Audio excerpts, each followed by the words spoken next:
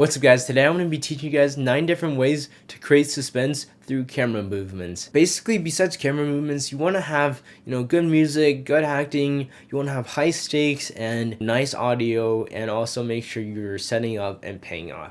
So these are also like key components as well. I might make a video on those, but make sure you have all those in addition to the camera movements. The camera movements is kind of just like icing on the cake. So number 1 is called the subtle dolly. Your characters are basically moving forward and your camera's dollying backwards but slower than the character is moving forward, showing you that they've entered unknown territory that's potentially dangerous. If there's more than one character, make sure the camera is focused on one of them and maybe some others could be behind them. Alright, so next is called the unseen, and I definitely talked a lot about this before, but what isn't seen is scarier than what is seen. So what you want to do is have a camera showing like your character's reaction to something, and they're like really scared, right? And then you want to keep the camera still, and then you cut to like a POV of what your character's looking to. You want it to be handheld and basically at like an awkward, kind of unexpected angle.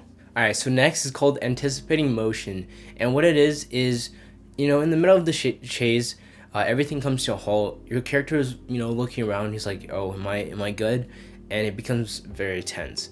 And what you want to do is have the camera behind the actor, and basically you barely see his shoulder, right? You just see like a glimpse of his shoulder, and we're watching what he's looking at, right? And there should be like a door or like an opening area in front of him where he anticipates someone to walk right in front of him, and what you do is have someone walk in front of him, right? It's pretty simple, but it builds tension and makes it very suspenseful. So next is called push on nothing. So basically what makes things scary is the anticipation that something scary is about to happen, right? So what you want to do is have your character, walk down a hallway or something, and you're kind of going backwards and, filming their eyes. Then film his POV also going down the hallway, and what you can do is turn into a door or something, and they use this in The Shining, and it's a very good technique to build suspense. Alright, next is called widening the space, and what you want to do is have the camera low to the ground and film the character coming out of something, and you're basically he lowers his body onto the camera's level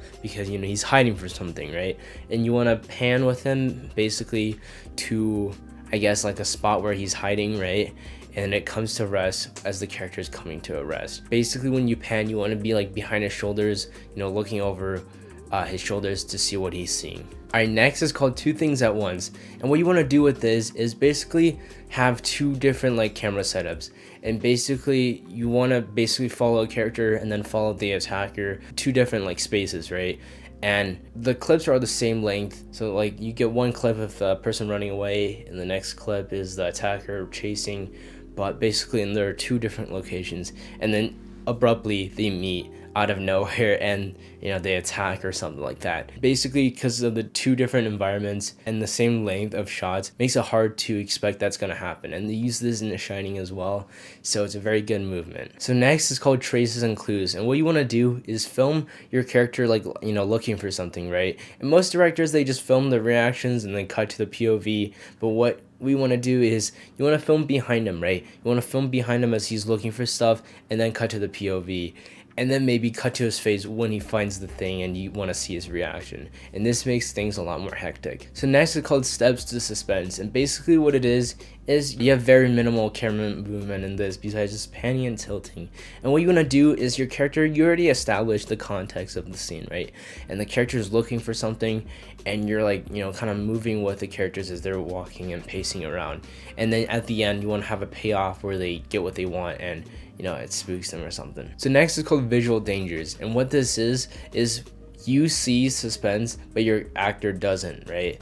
And basically what happens, you use a long lens, right?